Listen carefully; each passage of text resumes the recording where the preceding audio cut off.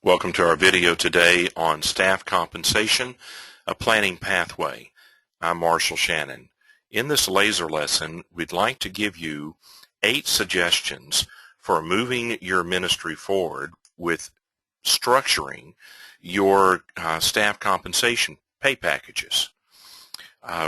We want to talk about their salary, housing allowance, benefits, and retirement packages. Business expense, work for hire, future staff, and severance packages. As we begin to look at these 8 different components of compensation planning, and there are others that we won't cover today, I want to give you some preliminary thoughts or decisions that you'll need to make.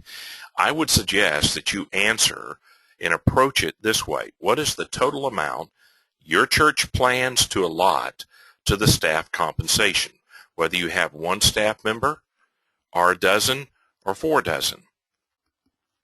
Thinking down the road, how will you design your process, the way you structure your compensation packages, to make it easy, pleasant for the next person you bring on board?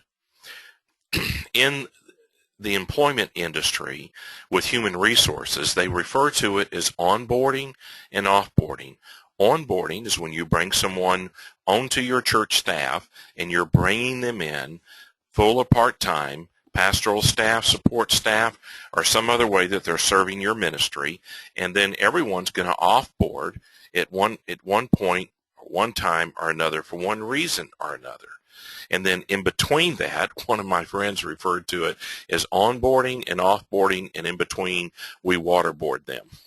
So while they're working, we need to be thinking down the road and structure it in such a way that we have prayed and planned and then structured our policies and procedures, our employee manuals, operational manuals, the way that we steward the ministry that is entrusted to us, so that bringing the next person on, we have it figured out. They ought to know what it's going to look like, how they're going to be hired, what their duties are while they're on board, and then when they off board, how do they leave? So the rule of thumb to help you, if you have a small or medium-sized church, often the guideline is that a church will spend 50 to 60% of their annual budget on pay packages. So as we begin to go through this, I want you to know that there are at least 3 optional baselines for determining staff compensation. You can base it on your congregation's income and their pay packages. You can base it on your community's income and pay packages. Or you can use a study of the church industry. Now, as you look at salary considerations, and you're going to set the salary, that is the cash that they're going to receive monthly or weekly, however you set it up, bi-monthly, every 2 weeks. And so as you do this, have you determined what the community living standards are? So you're trying to help, and you can even think in laser focus in a little bit more on this. What are the living standards of your target group? So not just your community. You could live in a large area like New York City or Chicago or Houston, and in doing that have millions of people, but you're only targeting to reach a certain groups within your community. If that is the case, you could drill down to research and find out what are their living standards. And what I mean by that, for instance, is do both spouses work outside the home?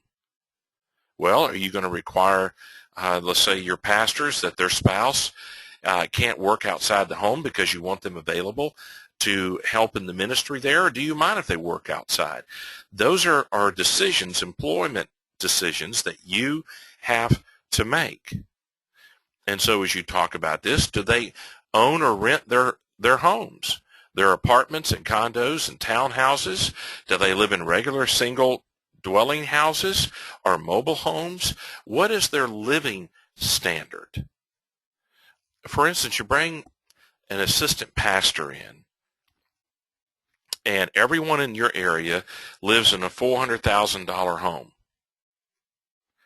but you pay the assistant pastor so little that he can't really connect with the target groups in your community because you're not paying him enough. And so that can be a real hindrance as you get down to it. And I think you need to think through the salary considerations, which is just one of the components that we're talking about.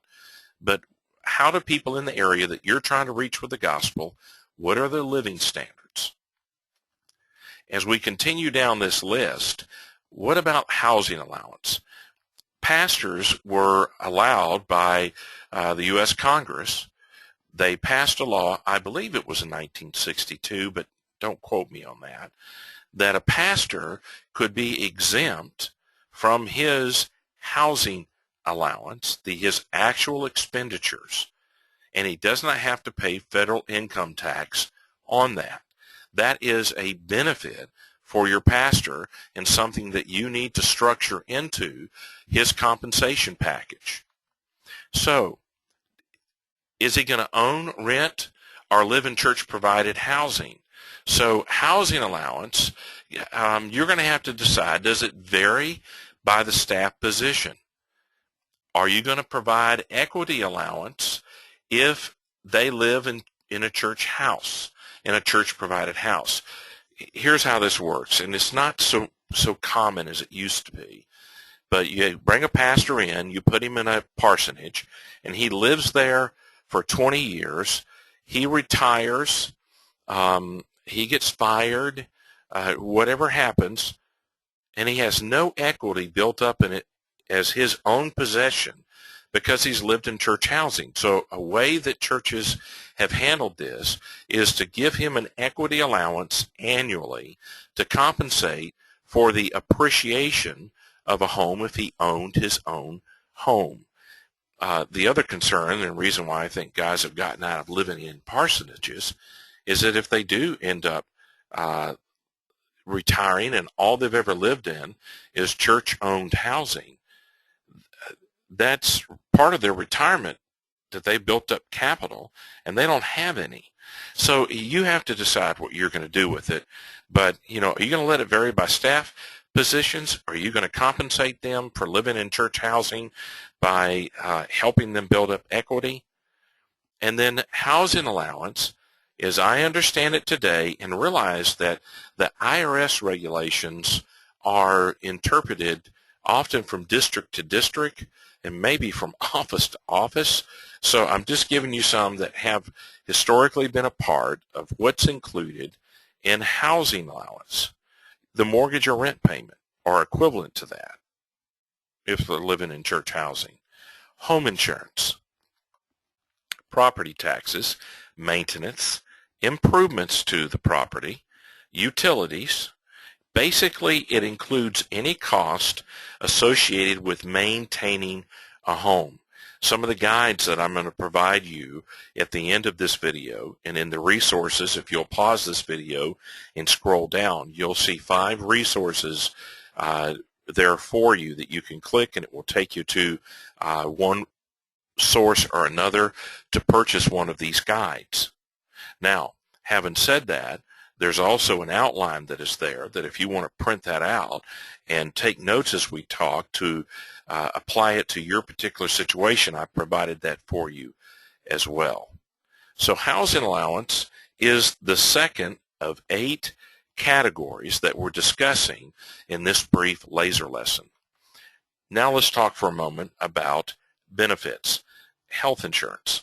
Huge change has happened with the new health insurance tax. Life insurance, disability insurance. You'll have to decide if you're going to make these optional. Are you going to require it for everyone? How are you going to structure this, and what does the law say about how you structure your benefits for your staff? And you've got to research this and understand what applies to your setting. So as you look at this, are there any other benefits that you want to provide for them? Do you want to provide an HSA plan that can reduce their taxable income? A health savings account is what HSA stands for.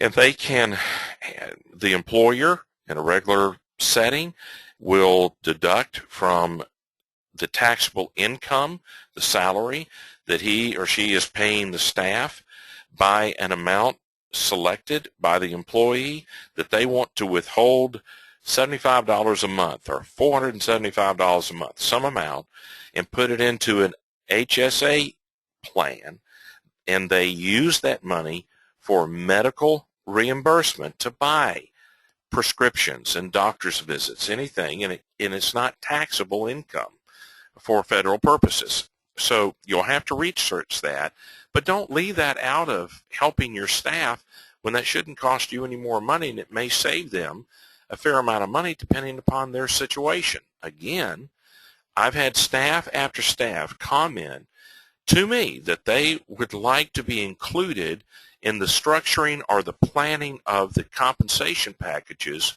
up front at the beginning instead of on the back end. In other words, what churches typically will do with their finance committee or their staff committee is bring in the pastor, assistant pastor, associate pastor, support staff, and say, here's your compensation for the coming year. Is this okay with you? Instead of talking to them on the front end and finding out if there's a particular situation that would greatly help. And so educate your church staff and find ways to steward the resources available to your church to help your staff. So as we move along in dealing with the benefits, we want to talk next about retirement packages. Retirement packages, have you asked your pastor if he's opted out of Social Security? Because for pastors, along with the housing allowance, are allowed to opt out of Social Security and provide their own retirement package. Well, if your pastor has opted out and he's 50 years of age, you might want to find a private way, a proper way, to have a conversation to find out, has he opted out and what kind of retirement plan has he done for himself? Or did the church before you help him with? Or does he have it from his employment in the normal workforce where he doesn't have the option to opt out of Social Security? And so as you go through this, understand that some guys have opted out and their pay has been so slim that they have very little money set aside for retirement for one reason or another.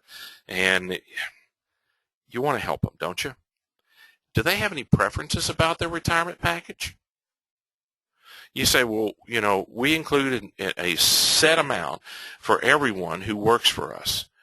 And this is how much goes in, when he may be independently wealthy, or he may have inherited a gazillion dollars, and he doesn't need your retirement package. He'd rather have the income directly given to him or something else done with the money. So include your staff on the front end to individualize their pay package as much as you can. Now that's up to you. I'm suggesting it. Do you want to match their investment in their retirement package? Is the church going to provide it, or is the employee going to provide it? Or are you going to make it blended? You're going to use both. So as you look at the retirement package, this is something that I see more and more that churches need to pay attention to. And so if you're a business person who owns your own company, or you're a CFO, a CEO, a COO, and you have an understanding of HR regulations and employee pay packages, then use that experience and apply it to your pastoral staff and support staff and your other staff that may be a part of what you're doing for your ministry. As we continue moving, let's talk about business expense. Business expense, do you have a reimbursable plan? By a reimbursable plan, I mean a record-keeping system where perhaps they have discretionary funds, and so as a general rule, your staff will either be accountable to the church or to the government, to the IRS or to the committee that is overseeing this, and usually it's turning in receipts, proof of expenditures, And so if you're going to have a reimbursable plan, and I would suggest that you do so, that you want a record-keeping system that's written out so you know exactly what is an acceptable expense and what is not. Are you going to give to your pastors some discretionary funds that will help them be able to easily use money for a business expense to assist someone? You've got to decide how you want to do that.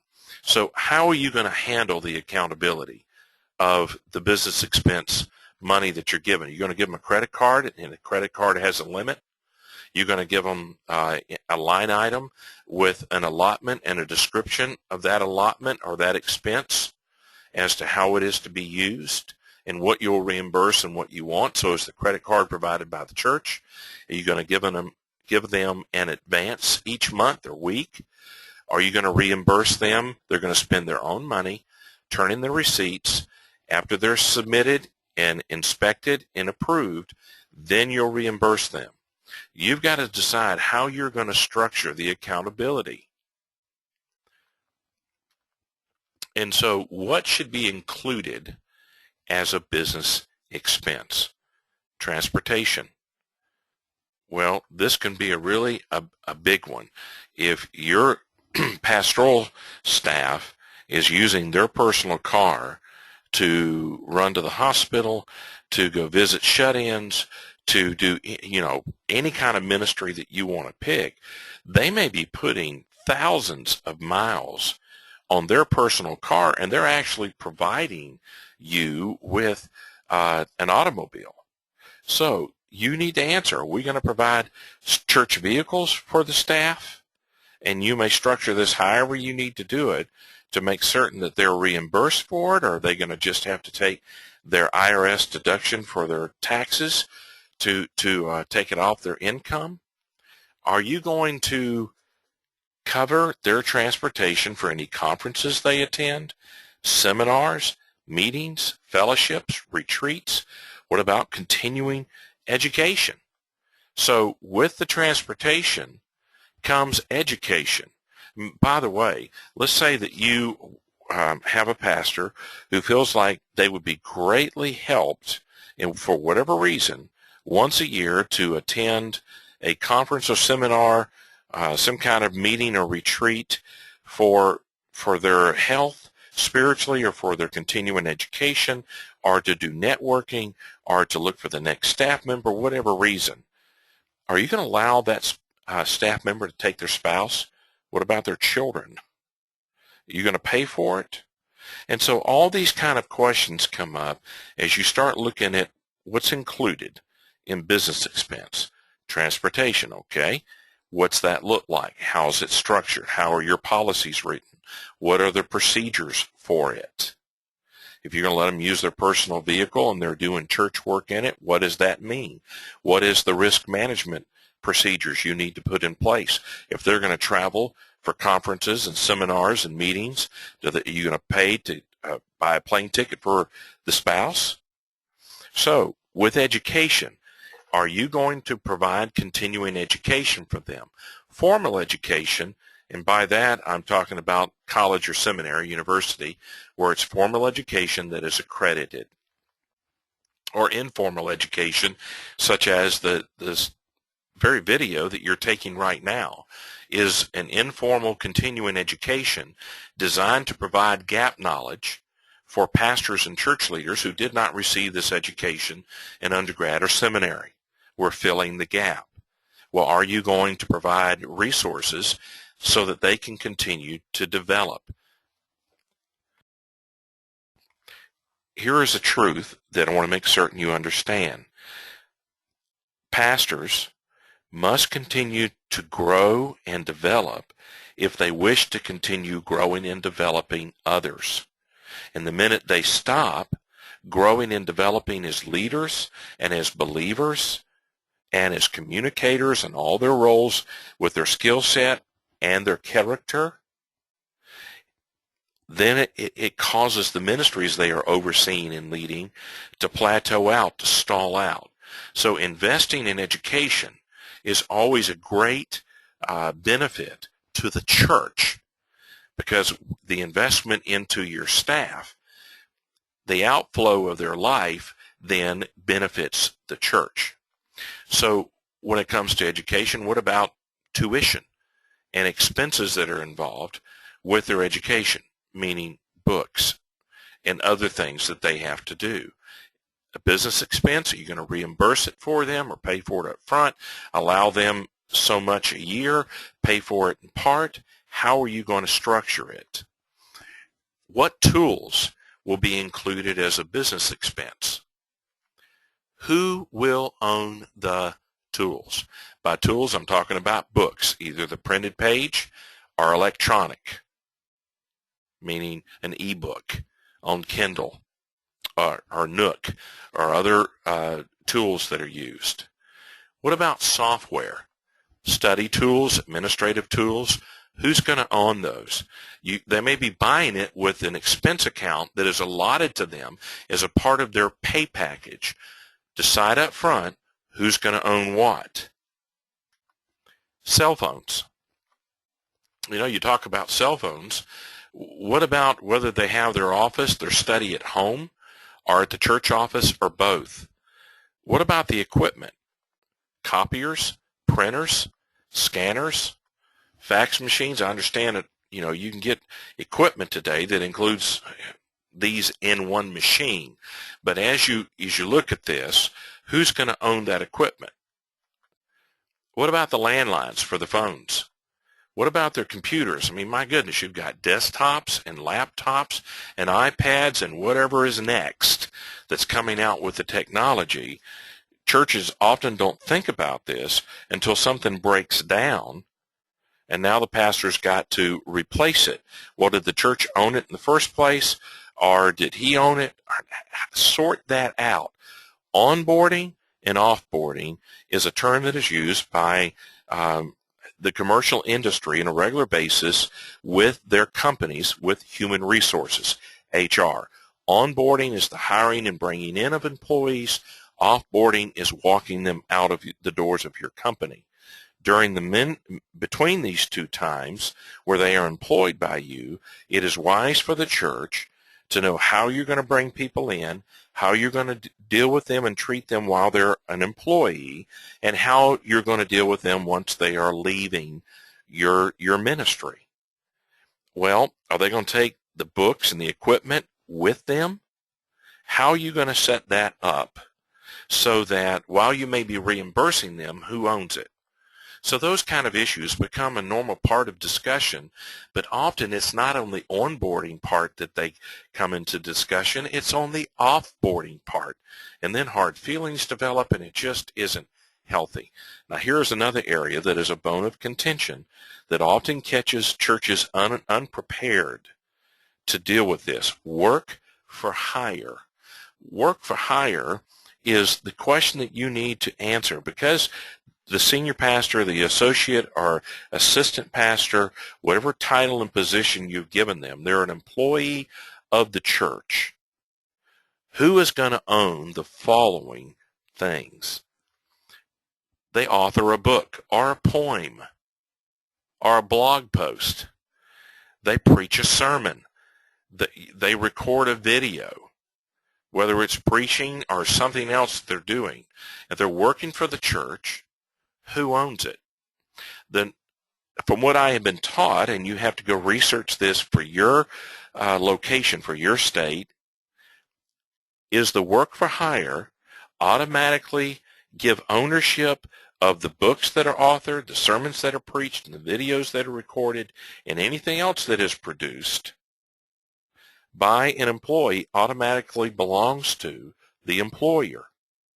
Well, when you begin looking at the pastors who have written books and preached sermons, and maybe here's another thing, they get invited to preach at another church for a Bible conference or a revival service or a seminar to train other pastors. And they're compensated for their travel and then given a stipend.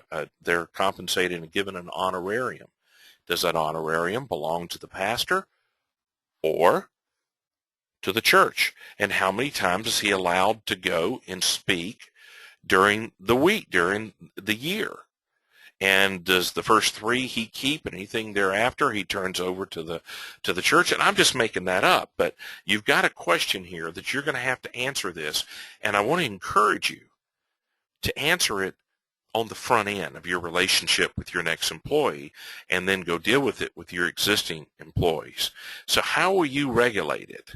By their position. So you got a pastoral staff, support staff, facility staff, facility manager, facility maintenance, custodial.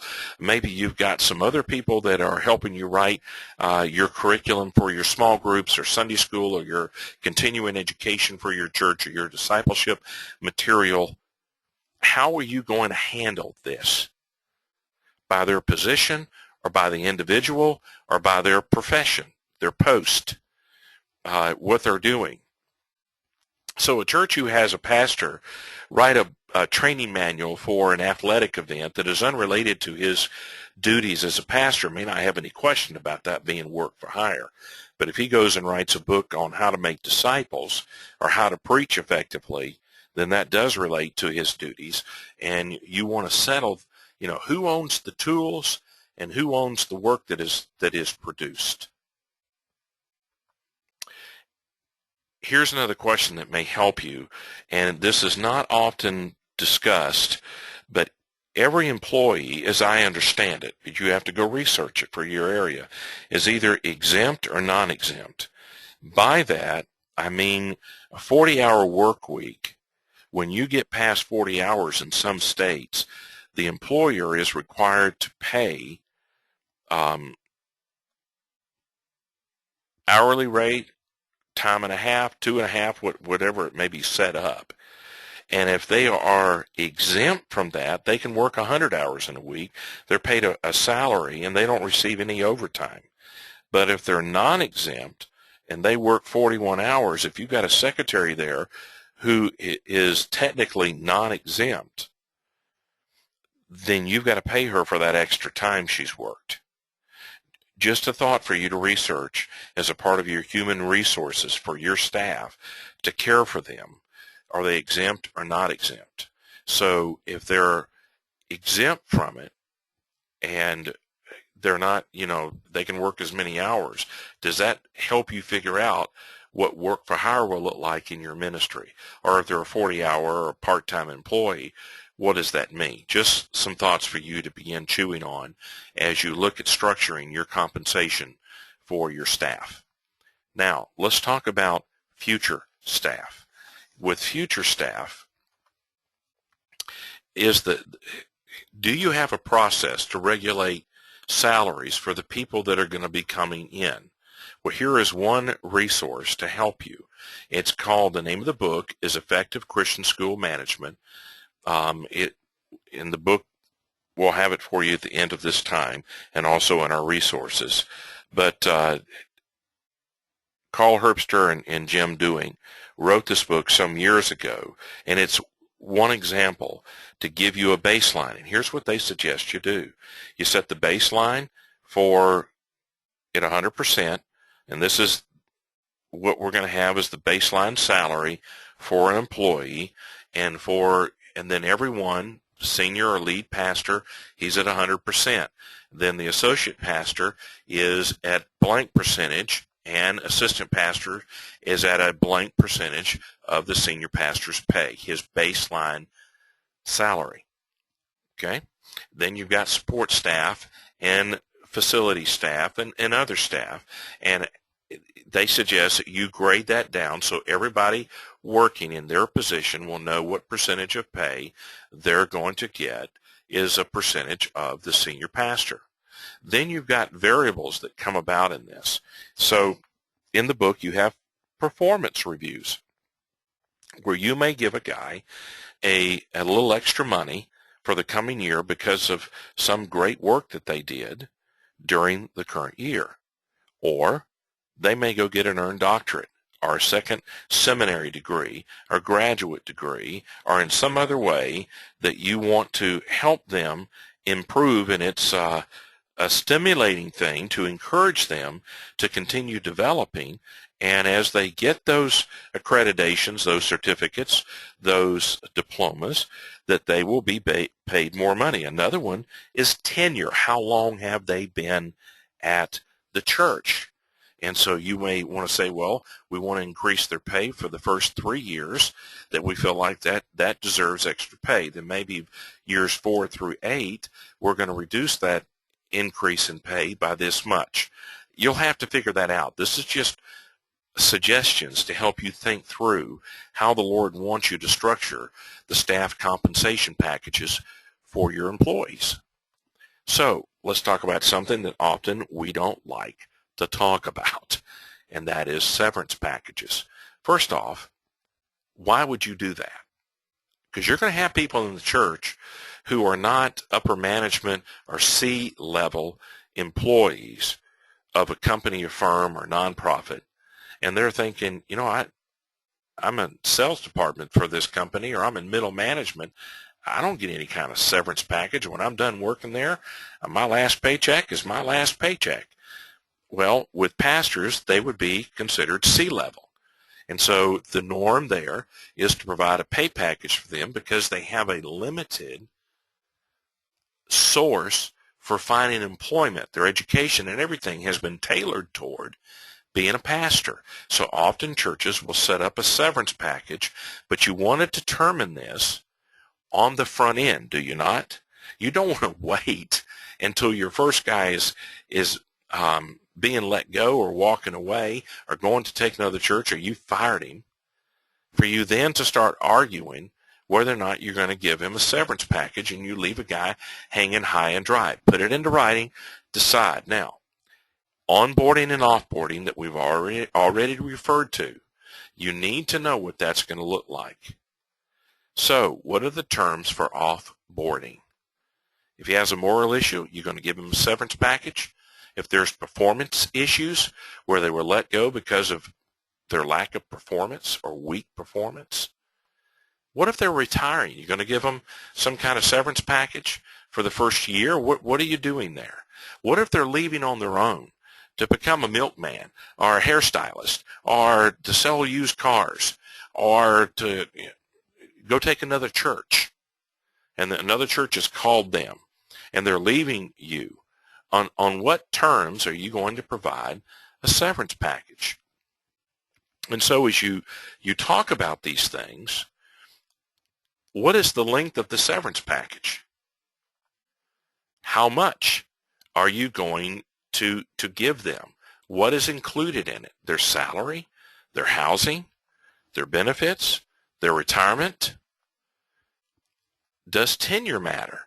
So let's say that you give a guy 1 month's severance, whatever you decided to include in it, you know, the amount, 1 month for every year that he has worked for your church.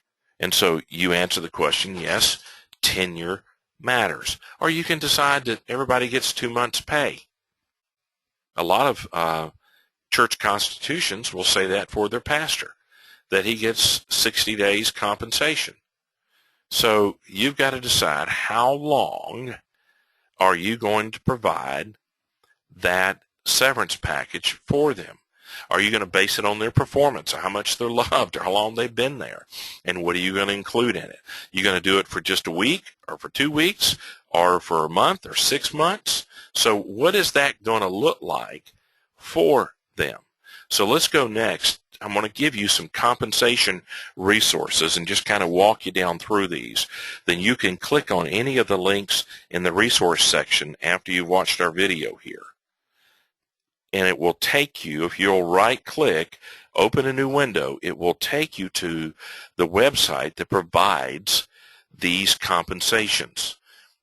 The first book that I mentioned was Carl Herbster and Jim Dewink's formula for setting staff compensation in their book, Effective Christian School Management. It's an older book, but the process, the formula they use, you could tailor it, customize it to fit your situation. And here's the link, and you'll be able to click on the book, and it will take you right to Amazon. So as we talk about this, you've got another one. the 2012-2013 Compensation Handbook for Church Staff. You can get it from Church Law Today store. The cost is $34.95.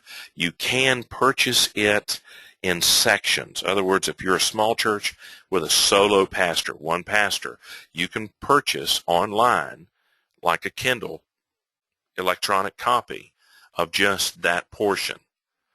You can go get the Minister's Tax Guide from Guidestone. The author is Richard Hammer. He is a noted, well-trusted, from what I understand, author who keeps up with ministers' tax laws. So if you want to help your pastoral staff, get them this guide, get them counsel, help them through it. Here's a resource for you. So the first one, if you want to set as the baseline, remember I mentioned 3 options as a baseline for the pay package of your staff, the congregations, the communities, and then a compensation study. The compensation handbook is a study of, last time I looked, over 9,000 church employees in many positions, every position you could think of. They have surveyed all these people, broke it down into sections, and then give you the variables. It's a great tool, at least I think it is, that you might want to consider getting that. So if you're going to base this as your baseline, this is the tool that you go get. This is a free resource, by the way. The Minister's Tax Guide, as I looked at it the other day, it's a free resource. So you click on that, it'll take you to the free resource. Then there's Worth's Income Tax Guide for Ministers. Here is the link to it. Here's the cost. Then there's Zondervan's Minister's Tax and Financial Guide. Here's the link, and here's the cost. Each one of these, I would imagine, I have used Hammer's. I probably have used Worth's a number of times as a senior pastor, and you've got to go research them, look at their reviews, talk to your friends, find out which one has helped them best. Is one better than the other for you? So as we talk about these, we want you to be able to pause this video or finish this video and be able to ask us a question. We'll answer back as soon as we can with an answer. I'm Marshall Shannon, Ministry Design Coach. Our website that you purchased this video from, Ministry Design Training and Ministry Design Concepts. We would encourage you to go to both to get the free training and then to subscribe or buy other products to help you in other areas of ministry. You can email me anytime you like at this number or reach us at the office or on our cell phone. I trust this has been a help to you. That certainly has been our desire, to give you something to jumpstart and give you a pathway for moving ahead with stewarding the compensation packages of your church staff. Trust the Lord will greatly bless your efforts to honor those who God has called to serve Him in and through your ministry. Thank you for listening.